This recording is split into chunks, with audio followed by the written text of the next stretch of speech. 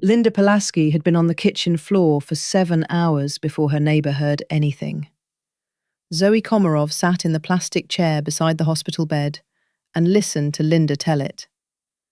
The mop handle, the wet tile near the sink, the sound her hip made when she landed, which she described as a green branch snapping, and which Zoe, 32 years with Elko County EMS, recognized as the sound of a femoral neck giving way. Linda had lain there from 7 in the evening until 2 in the morning, when her downstairs neighbour got up for water and heard something through the ceiling that wasn't quite right, and stood in the hallway listening for a minute before calling the building manager, and the building manager called 911, and the crew that came through Linda's door at 2:15 was not Zoe's crew. Zoe had been retired since May, but it was someone's crew, and they had come, and Linda was here. Friends, drop a comment. Where are you from, and does your social security check actually last till the end of the month? We'd love to know who's listening, and hit that like button so this story reaches someone who needs to hear it right now. 7 hours, Zoe. Linda's hand on the bed rail, white at the knuckles. 7 hours on that floor. I couldn't reach the phone. It was on the counter, and the counter was 1,000,000 miles away. I kept thinking, I've taught 31 years of 9th grade history. I've covered the fall of the Roman Empire. I've explained the Battle of the Marne to kids who couldn't find France on a map, and I cannot get off this floor. Zoe held her hand the way she had held thousands of hands in 32 years, firm enough to feel, light enough not to press. She rode the Route 12 bus home through the November dark and did the math on the back of her transfer slip, the way she had always done math, by hand, in a column, because a column doesn't lie. Social Security, $1,430. Rent, $710. Medications, enalapril for blood pressure, amiodarone for the atrial fibrillation that her cardiologist called well managed and which Zoe called waiting, $195. Groceries, $275. Utilities and phone, $85. The savings envelope in the nightstand, $80, because the emergency was not a question of whether, $80. Total out, $1,345. Free, $85. $85 for everything the column missed. For the prescription that ran out early. For the day the toilet ran and she needed the plumber. For Linda's birthday in March, because Linda had been her friend since 2009, and Zoe sent a card and a check and was not going to stop. The bus moved through downtown Elko, the courthouse with its bell tower, the Humboldt River dark between the cottonwoods, the long, straight streets going quiet in November. Zoe looked at the transfer slip with its column of numbers and thought, Marlene on my left is 80 years old and runs the television so loud the wall vibrates. Dana on my right is 35 and works from home in headphones, and I hear her voice through the wall only when she's on a video call, and then it's muffled and I can't make out the words, just the rhythm of someone talking to someone who isn't there. If I fall tonight, Marlene won't hear. Dana is in headphones. The mail comes to the box downstairs. The grocery store doesn't track who comes and goes. Linda was found at 2 in the morning. Zoe would be found when the smell reached the ventilation, or when Dana noticed the silence. She got home, went to the kitchen, took a yellow sticky note from the pad in the junk drawer, and wrote in block letters, 911. She pressed it to the refrigerator door, centered, and stepped back. One yellow square on a white door. It looked like a signal that had nowhere to go. She had started with Elko County EMS in 1991, fresh out of the paramedic program at Great Basin College. 23 years old and certain she was ready. The senior medic who trained her, a laconic man named Gutierrez, who had been running calls since 1978, told her on her first shift, "You're going to see things you can't unsee." The only way to do this job long term is to be fully present in the moment and completely gone when you leave. If you can learn that, you'll last. If you can't, you'll burn out in 3 years. She lasted 32. 32 years of county roads in the dark, of apartment doors that didn't open when she knocked and that she put her shoulder into when they didn't, of hands held and blood pressures cooled and the precise choreography of 2 people working a code in a room too small for 2 people. She had been first through the door for heart attacks, strokes, falls, overdoses, accidents on I-80 and the kind of weather that turned the highway into a list of coordinates.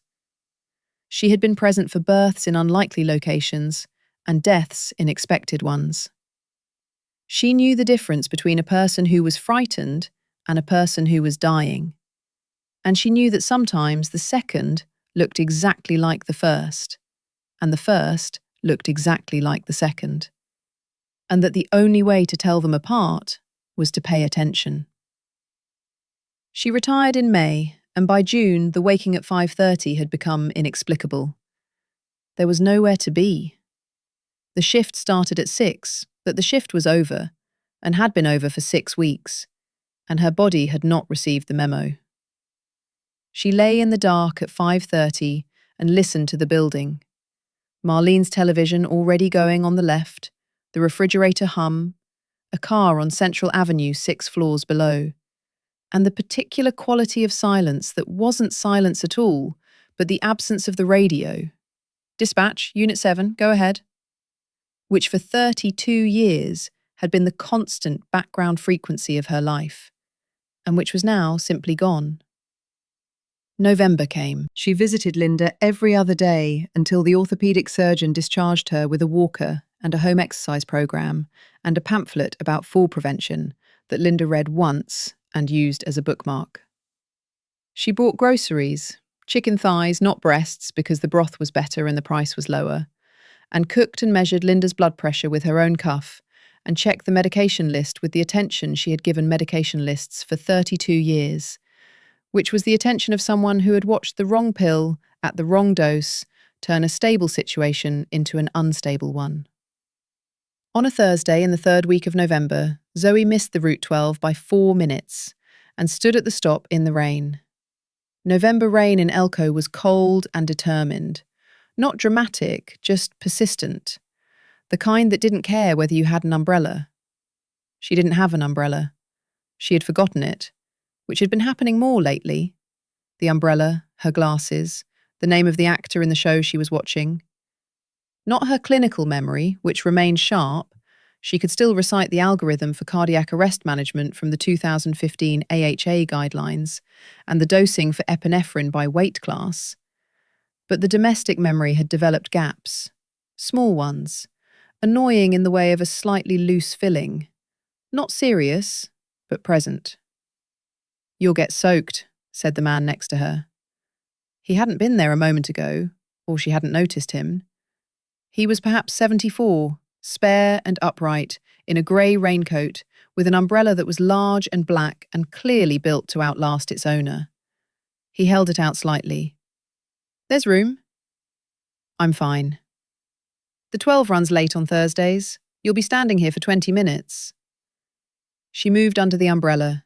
It was large enough that neither of them had to adjust. "Harold Finch," he said. "Retired physics teacher." "Zoe Komarov, retired paramedic." "County EMS?" 32 years. "Serious work." It was. Now it isn't anything.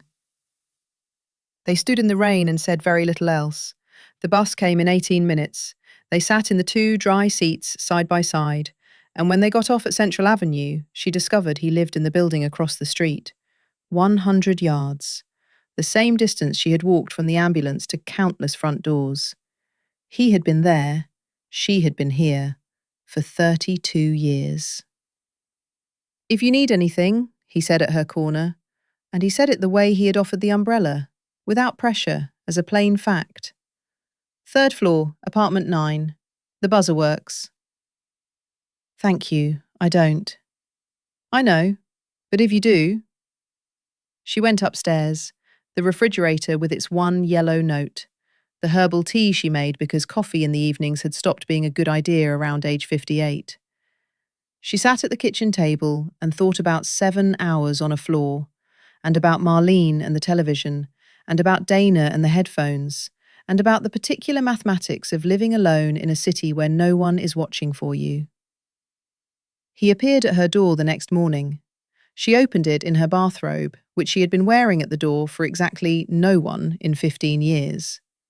Harold Finch was in his raincoat, holding a paper bag. A loaf of bread was visible at the top, a carton of milk beside it. "You mentioned your friend was in the hospital. I thought you might be busy this week." He held out the bag with the same directness he brought to everything. "The milk will go if you don't take it. I don't drink milk." She took the bag.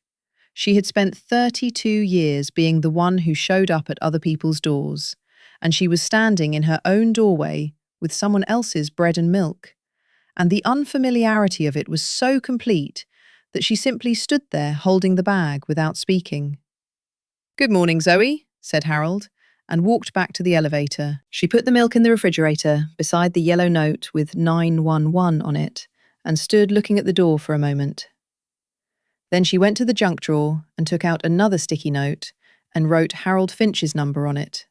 3rd floor, building across the street, the number he had written on a business card he slipped into the bag, because Harold Finch was the kind of man who still had business cards, even retired, because a retired physics teacher was still a physics teacher, and a business card was still a card. 2 notes now. Clara Nichols knocked on her door in the first week of December. 3rd floor of Zoe's building, 79 years old, knees that had been replaced once each and which were now failing again in the way of replaced things that were never quite as good as the original. She needed the pharmacy. Her blood pressure medication had run out. Zoe went. 3 blocks, enalapril, $23. She handed over the bag. Clara opened her purse. "Clara, you don't need to—" "Zoe, I'm not a charity case. I'm a customer." She put 2 20s on the kitchen table, the flat, deliberate placement of a person who had handled money carefully all her life. The difference between asking for help and paying for help is the difference between borrowing and buying. I'm buying.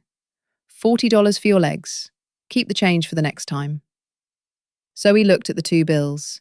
She had not taken money from a patient in 32 years, had returned 50s slipped into her jacket pocket, had declined envelopes pressed on her at the door, had said, "It's my job," so many times it had become reflex. But Clara wasn't a patient.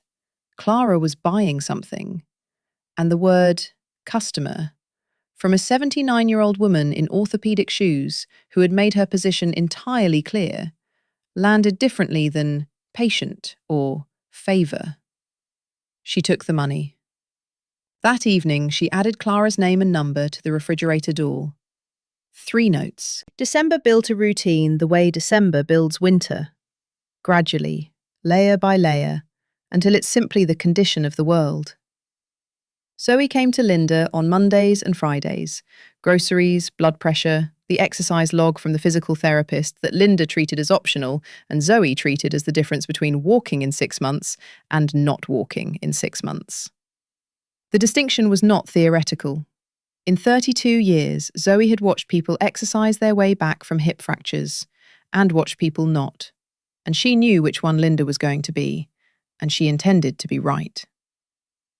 Earl Donnelly on the 1st floor was 82, a retired Union Pacific railroader with a back that had given him 30 years of service and then presented its bill all at once.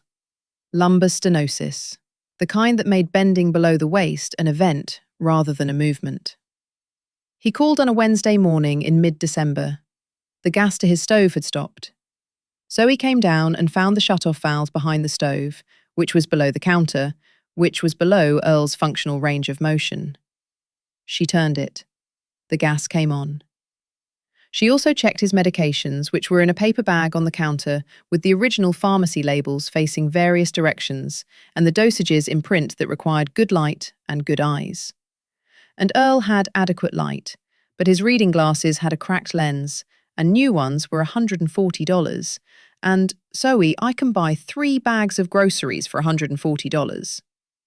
She marked his bottles with a permanent marker, red cap for morning, blue cap for evening. The same system she had developed on the ambulance for patients whose medication lists were longer than their attention spans. Earl looked at the red and blue caps with the focused approval of a man who had spent 40 years following track maintenance schedules. "That'll do," he said. "What do I owe you?" "Nothing, Earl. I was just here." $100 a month, Earl said, "for when the valve needs turning or the caps need marking or whatever else comes up. That's my offer. I'm not a man who doesn't pay for things." The emphasis on "not" told her everything about Earl Donnelly that 32 years of reading people could confirm. A man of complete precision about what he owed and to whom, shaped by decades in a profession where imprecision had consequences. She took the $100. Rosie Vega, in the next building over, had had her stroke 14 months ago. Left side still weak, the arm hanging at the wrong angle when she walked, and the grocery bags from the store 3 blocks away threw her centre of gravity in a direction that hurt her lower back. And the lower back pain disrupted her sleep, and the sleep disruption raised her blood pressure, and the blood pressure raised her stroke risk, and the entire chain ran back to one plastic bag that nobody was carrying. Zoe carried it, twice a week, from the grocery store on 5th Street, and Rosie paid $50 a month with the gravity of a woman discharging a debt, not requesting a favour. 4 clients, $240 a month net, against 85. Agnes Barton came through her son Victor's phone call in the 3rd week of December. Victor in Reno, his sister Gail in Sparks, their mother at 81, living alone on Maple Street, 3 blocks from the courthouse. "She's not easy," Victor said, which was the kind of advance warning that, in 32 years of EMS, Zoe had learnt to translate. She's difficult in a specific way, and you need to know before you walk in the door. But she needs someone, 3 times a week, 2 hours. Groceries, cleaning, medications, blood pressure. We'll pay $700 a month. $700. More than all 4 other clients combined. Agnes Barton had been vice principal at Elko High School for 30 years, and the 30 years were evident in everything. The posture, the voice, the way she framed observations as conclusions and conclusions as facts, and the way she made clear, without ever stating it directly, that she was accustomed to being the authority in any room she entered, including her own kitchen while someone else was cleaning it. She had opinions about cleaning products, specifically that the ones Zoe used lacked sufficient chemical presence to constitute actual cleaning, and about the correct way to organise a refrigerator, and the correct angle for placing items on shelves. Zoe cleaned, organised, and placed items. She also checked Agnes's medications, which were 8 separate prescriptions in a condition of creative disorder, and reorganised them into a weekly pill organiser, with Monday through Sunday printed on the lids in a font large enough to read without glasses. 3 weeks of this. Manageable. On the 4th week of January, Zoe arrived at 10 in the morning with groceries and found Agnes in the hallway with a face she recognised from decades of parent-teacher conferences. The face of a decision already made, waiting only for the defendant to enter. "My brooch is gone." Agnes said it quietly, in the tone of a person who had spent 30 years delivering unpleasant news to students and parents, and had learned that volume was not the point. The point was precision. "What brooch?" "Silver, a cameo, my mother's. It was in the jewellery box on the dresser. I opened it Saturday. It was there. This morning, it isn't." "Agnes, I've never touched your jewellery box. I clean the kitchen, the bathroom, and the floors. I don't go near the dresser." "Zoe, you are the only person who has been in this apartment since Saturday. There is no one else." The phrase "no one else" was delivered with the finality of a graded exam handed back. It did not require a response. It was a statement of arithmetic. Zoe set the groceries on the hall table and walked out. She did not slam the door. She pulled it to with a click, because slamming was an emotional response, and she was not going to give Agnes Barton the satisfaction of an emotional response. She walked down the stairs and out onto Maple Street and stood in the January cold for a moment, breathing. 32 years. Not one complaint filed. Not one patient charge substantiated. Not $1 taken from anyone who hadn't pressed it into her hand. The EMS Services Responder of the Year plaque was on her bookshelf, and the plaque was not what mattered. What mattered was that the plaque was accurate, that the citation was accurate, that the 32 years it represented were accurate. And one woman on Maple Street had just called it into question with a sentence about arithmetic. By evening, Clara had heard. She called Zoe with the careful neutrality of someone delivering information they weren't sure how to characterize. Earl avoided eye contact on the stairs the next morning. Not hostility, but the specific discomfort of a man who had opened his door to someone and was now uncertain about the wisdom of that. Rosie didn't call on Tuesday. The atrial fibrillation came back, not as a crisis, but as a reminder. Irregular rhythm, the sensation she always described to herself as a fish flopping in the wrong direction. She increased her amiodarone dose, the way she had done twice before in high-stress periods, without calling her cardiologist, because she was a paramedic and she knew her own heart better than any chart did. And because calling the cardiologist would require explaining why she was stressed, and explaining why she was stressed would require saying, "I've been accused of stealing a brooch," out loud to a medical professional, which she was not prepared to do. She did not leave the apartment for 3 days, except to check on Linda, who was the one person who called every day, without the careful neutrality of everyone else. Just Linda's voice, direct and dry. "Zoe, this is Agnes Barton. This is the woman who reported her own fur coat stolen and found it on her own hook at the cabin in October. She is not a reliable narrator. You know that." "I know, but Earl looked at me on the stairs." Earl is 82 and has lower back pain and probably thinks everyone is looking at him too. "Zoe, you have 32 years. "I know what I have, Linda. It doesn't help when the whole building is quiet." Harold came on Monday instead of Wednesday. He didn't call first. He knocked, and when she opened the door, he came in without asking, set his jacket on the chair she never used, and sat down at the kitchen table, as though sitting at her kitchen table were a habit of long standing, which it wasn't, but which felt, in the specific way of certain presences, as though it had been. "I heard," he said. "I know you heard. Everyone heard." "I taught Agnes Barton's son," Harold said. "Bobby Barton. Good kid. Confused by physics. He got a C- on the Newton's Laws unit, and Agnes came to school and told me I was grading him down out of personal animosity. Bobby had confused Newton's and Pascal's on 4 out of 5 problems. I showed her the test. I showed her the answer key. The principal confirmed the grade was correct." Agnes Barton did not apologise. She did not acknowledge she had been wrong.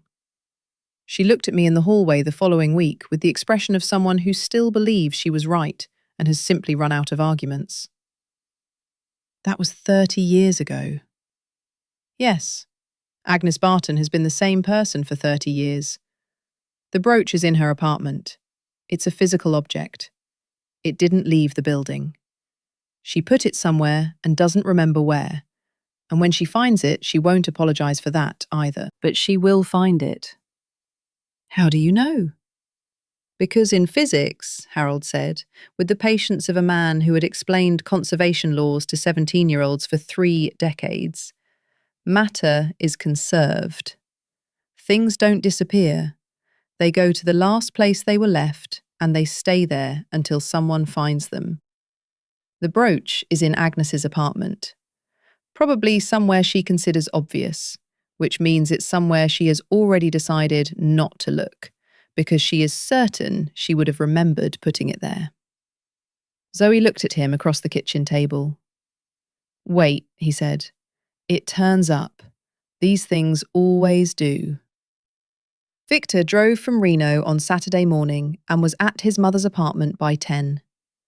He was 55, an engineer, and he searched the apartment the way engineers search for problems, systematically, without sentiment, working from the most likely location outward. Agnes followed him from room to room and provided commentary on his methodology, which she found insufficiently respectful of her organizational system. He listened to the commentary without responding, in the manner of a man who had been listening to that voice since childhood and had developed, over 5 decades, a complete and functional immunity to it. He found the brooch at 2 in the afternoon. It was in the right-hand pocket of Agnes's winter coat, which hung in the closet by the front door. She had worn the coat to the post office in October and pinned the brooch to the collar, the way her mother had always pinned it, as a habit rather than an ornament, and then unpinned it at the door when she came home, and dropped it in the pocket rather than walk back to the dresser, because it was cold and she was tired, and the dresser was down the hall. Then she had put the coat away for the season and not thought of the pocket again. Victor called Zoe at 3 o'clock. "Found it."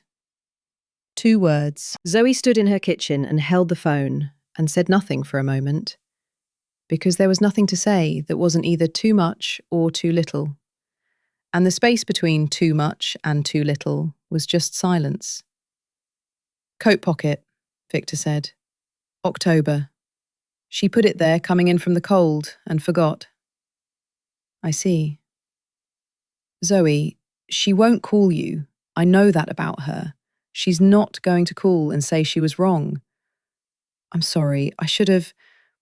When she told me, I should have looked myself before... I didn't. I'm sorry for that." "Thank you for looking, Victor." He and Gail came together the following afternoon. Gail had driven from Sparks 4 hours, which was a deliberate act, not an obligatory one, and Zoe noted the deliberateness without saying so. They sat at her kitchen table. The geranium on the windowsill had put out 3 small blooms, pink, which it had not done in 2 years. Victor was apologetic in the methodical way of engineers, stating the error, acknowledging the cost, proposing the correction. Gail was apologetic in a different register. The shame of a daughter who knew her mother's character and had not warned adequately, and who was sitting in a stranger's kitchen in February because the stranger deserved the 4-hour drive. "She won't say it," Gail said. "You know that now. She won't call, she won't acknowledge it, she'll just behave as though it didn't happen, which is her version of moving on." "I know." "We need you to come back," Victor said. "Not because we can't find someone else, because you know her medication list, you know her history. You know she was supposed to follow up with the cardiologist in January and probably hasn't called. And if she keeps taking that morning bisoprolol at double the evening dose, she's going to have another incident. You know all of that." 700 as before? 700. And if you need more, say so. Zoe looked at them, brother and sister, Reno and Sparks, in her kitchen in February because their mother had accused the wrong person, and they knew it, and were 4 hours from fixing it themselves. "I'll come back," she said. "One condition. If Agnes accuses me of anything again, I leave and don't return. Not a warning, not a discussion. I'll call you before I go, so you can make arrangements, but I'm gone. One incident I can understand. A pattern I can't work in." "Agreed," Victor said without hesitation, which told her he had already considered it.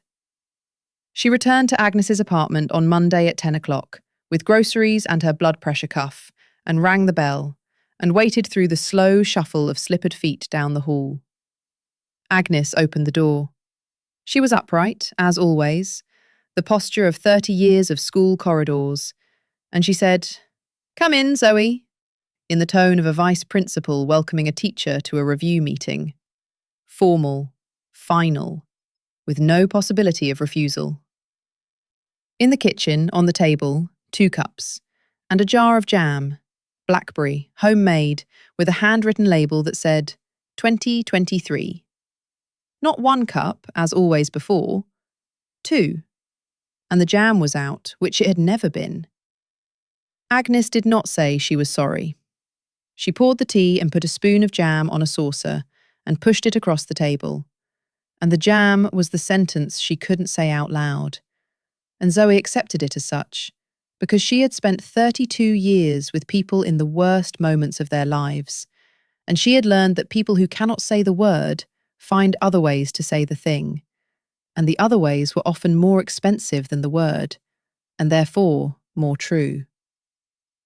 "Blood pressure first," Zoe said, "then tea." She wrapped the cuff around Agnes's arm, thin, dry, the tendons visible under the skin, the hand still precise in its stillness, and listened.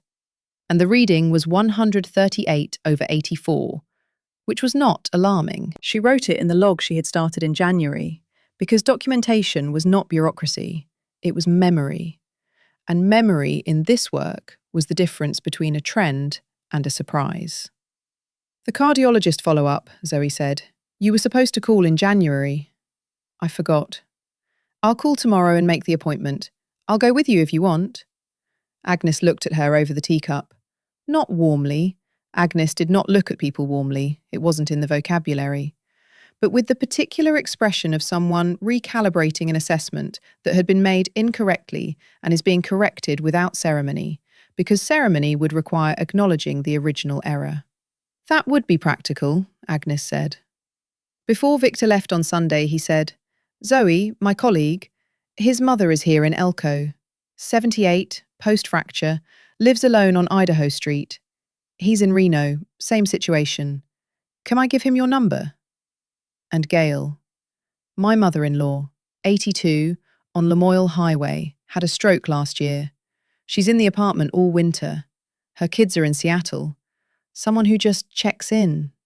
"Yes," Zoe said, "to both." That evening she added 2 more notes to the refrigerator door. Nina Hollis came in March, Victor's colleague's mother, 78 years old, right wrist post-fracture, the cast-off and the tendons not yet cooperative. She lived on Idaho Street in a second-floor apartment full of light and houseplants, and the particular order of a woman who had organized her world with complete precision for 50 years and found, with a weak wrist, that the precision required a proxy. Opening jars was not possible. Buttoning her coat was not possible. Carrying anything heavier than a coffee cup in her right hand was not possible. Zoe came Mondays and Thursdays. Vera Mendez was 82 on Lamoille Highway, the stroke having left her left side with the strength of a suggestion rather than a capacity. She had not been outside since November. Not from fear, exactly, but from the calculation of a woman who understood with complete accuracy what a fall would mean at 82, and did not take unnecessary risks. Her apartment smelled the way apartments smell when the windows haven't been opened in months. Still, layered, the scent of a life lived entirely indoors. Zoe opened every window on her first visit, briefly, even in March, because stale air was a symptom Zoe had learnt to treat before it became a condition. 6 clients. The math had changed. Agnes, $700. Nina, $500. Vera, $500. Clara, $50. Converted to $200 when Zoe took over daily medication management in February, after Clara had a fall in the bathroom. Minor, no fracture, but enough to recalibrate the scope of what was needed. Earl, $100. Rosie, $50. Total gross, $2,100. minus bus passes and transit between locations, $120. Net, $1,980. Social Security plus $1,980, $3,410. After all fixed costs, $1,885 free, against $85 in November. She wrote the numbers on the back of an envelope, as she had written the November numbers on the back of a transfer slip, with the same pen. She looked at the numbers for a while. The difference between $85 and $1,885 was not abstract.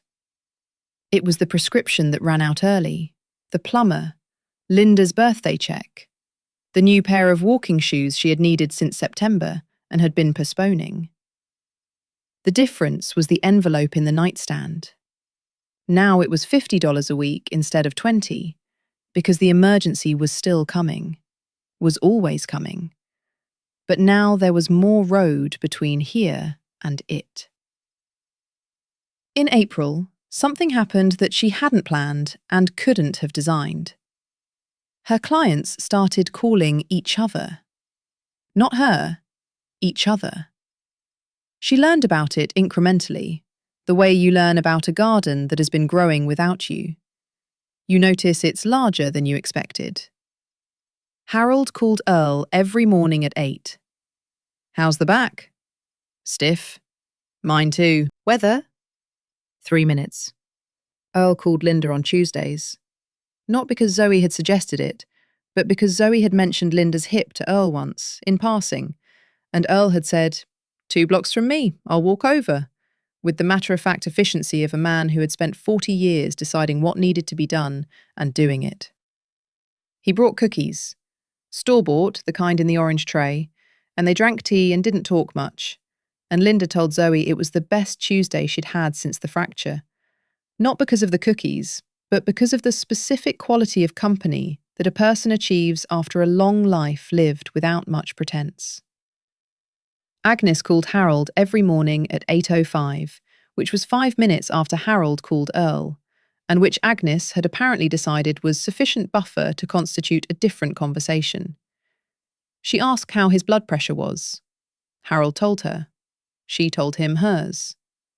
This was, as far as Zoe could determine, the entirety of the conversation, but it happened every day, and every day was not incidental. It was a check, a pulse, a signal in both directions. I called, you answered. We're both still here. Nina, on Idaho Street, called Vera on Lamoille Highway every Tuesday and Friday morning, at Zoe's suggestion, because Vera hadn't spoken to anyone but Zoe in 3 days, when Zoe arrived on a Wednesday and found her sitting in the kitchen in the particular stillness of someone who has run out of words, because there has been no one to say them to. "Just to say good morning," Zoe told Nina. 3 minutes. You don't have to talk about anything important. Nina, who was not a woman who needed to be told twice, called Vera the following morning, and they talked for 22 minutes about the relative merits of different indoor plant fertilizers. And Vera called Zoe afterward to report this, with the animation of someone returning from a voyage. She watched the threads go out without her pulling them, and she thought of something Harold had said in February, sitting at her kitchen table. A connected system is more stable than the sum of its parts. She had taken it as comfort then. She understood now that it was description. Harold came on the Wednesday evening in the middle of May, which was the first warm week, the kind of warm that in Elko feels like a statement, after the long grey months, the air suddenly carrying the smell of the river and the sage hills east of town. He brought milk and a jar of honey from the beekeeper he knew in Spring Creek, and the honey was dark and thick and smelled of something Zoe could not name exactly, except that it was summer and distance and the particular quality of things made slowly. They sat at the kitchen table. The geranium on the windowsill had opened fully now, 5 blooms, not 3, and the window was cracked and the air moved. I want to tell you something, Harold said. He set his cup down with the care of someone who is making room for what comes next. In physics, there is a concept called a stable equilibrium. A system in stable equilibrium, when disturbed, returns to its original state. A system in unstable equilibrium, when disturbed, moves further from it. What you have built, he nodded toward the refrigerator, toward the notes on the door, is a stable system. Each element supports the others. Remove one and the others compensate. Agnes calls me, I call Earl. Earl visits Linda. You check in with Vera and Nina. If any one of us doesn't answer, someone knows within hours, not days. You're going to say, unlike Linda in November, Zoe said. Unlike Linda in November. Or, unlike what could happen to either of us. 7 hours on a kitchen floor, Zoe. That was the number that started this. She looked at the refrigerator door. She had been adding notes in stages, some planned, some not, and she hadn't counted recently. She counted now. 911. The first one, November, the one she had put there out of the specific fear of being alone in an apartment with a fall she couldn't recover from. Harold's number, December, bread and milk at the door. Clara, Earl, Rosie, Agnes, Nina, Vera, Linda. And the newest, a neighbour of Vera's, 80 years old, a widow whose children were in Seattle and who had knocked on Vera's door in April and asked if the woman who brought Vera groceries could maybe also bring hers, and whose name and number Zoe had written on a note and added to the door 3 weeks ago. 10 notes. 911 was still there, first and slightly faded at the corner where the adhesive had lifted and she had pressed it back. It was no longer the plan. It was the beginning of the list. Zoe, Harold said. My colleague, the one who teaches chemistry at the middle school. His grandmother is in Elko, 84, on Oak Street. He asked if I knew anyone. Give him my number. Harold nodded. He was quiet for a moment, then... Victor called me as well. His colleague in Reno has another relative here. He said, and I'm conveying this exactly, if Zoe has room. Tell Victor I have room. Harold looked at her with the expression that meant he was about to say something careful.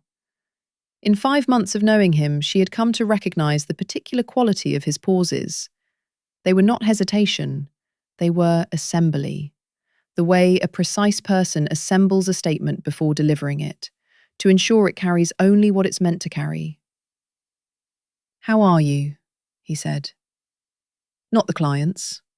You. She considered the question with the same precision he had used to ask it. In November, I had $85 free and 1 note on the refrigerator, and I was lying in bed at 5:30 wondering what I was waking up for. I have... She didn't finish the sentence about the money, because the money was accurate, but not the answer to the question he had asked. I have somewhere to be every day. I have people who call. I have Linda, who is walking to the grocery store by herself now. Half a block, then a full block. Last week she made it to the pharmacy. I have Earl, who colour codes his pills and has not had a blood pressure crisis since December. I have Agnes, who is wrong about cleaning products and right about almost nothing else, and whose cardiologist appointment I made in February, and who went and actually called me after to report the results, which she has never done before in her life. She paused. And I have you, coming on Wednesdays. Harold did not respond immediately. He looked at the geranium, then at his cup, then at Zoe. The pause was the assembling kind. I have a suggestion, he said, about the Wednesdays. Say it. Come whenever, she said before he finished. You don't need a day. Come when you want. Harold Finch looked at her through his clean glasses. He had wiped them twice during the conversation, the slow, deliberate gesture that she had come to understand as Harold being careful, Harold making sure he could see clearly before he spoke. And something in his face settled, the way a problem settles when the solution has been found and confirmed. "Then I'll come tomorrow," he said, "with milk. And the Wednesday after. And the Wednesday after." He put on his jacket and she walked him to the door, and he went down the elevator and across the street and into his building, and the light on the third floor came on, small, yellow, the kind of light a lamp makes in a room where one person is settling in for the evening. She stood at her window and watched it. 100 yards. 32 years in the same neighborhood, not knowing each other. One umbrella on a November bus stop, in the rain, and from that, bread and milk at the door. Clara and her $40 and her dignity, Earl and his red and blue caps, Rosie's groceries and her recovered sleep, Agnes and the blackberry jam and the 2 cups and the appointment made and kept, Linda walking to the pharmacy by herself. The calls between apartments every morning. 8:05, how's the pressure? Fine, all right then. That were not calls about pressure, but about presence. She looked at the refrigerator. 10 notes. The first one, 911, still there at the corner, still faded at the edge, still the reminder of the number you call when no one is coming. But it was not the only number anymore. It was the first one. And a first was different from an only. A first was a beginning, and a beginning had the particular quality of things that keep going. She turned off the kitchen light. Across the street, the third floor was still lit. In November, Zoe Komarov had $85 free at the end of the month. One yellow sticky note on the refrigerator that said 911, and a bus ride home from the hospital where her friend had spent 7 hours on a kitchen floor. She was 63 years old, with 32 years of paramedic work behind her, and no clear idea what that was worth now that the shift was over. She found out when Clara Nichols put 2 20s on the kitchen table and said, "I'm not a charity case, I'm a customer." Zoe didn't build an agency. She answered a knock on her door, then another, then another. She charged what was fair and documented what mattered, and set one clear condition when it was needed. By May, she had 6 clients, 10 notes on the refrigerator, and $1,885 free. More than that, she had people who called each other every morning to confirm that someone had picked up the phone. If you spent years in emergency medicine, home care, nursing, or any work where your job was to show up when it mattered, write in the comments what you did.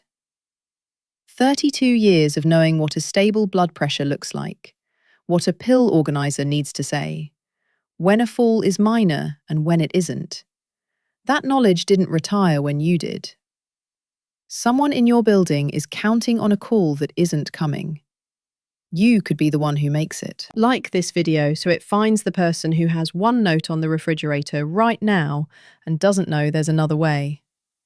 Subscribe for a new story every week about people who stopped waiting to be found and started showing up for each other.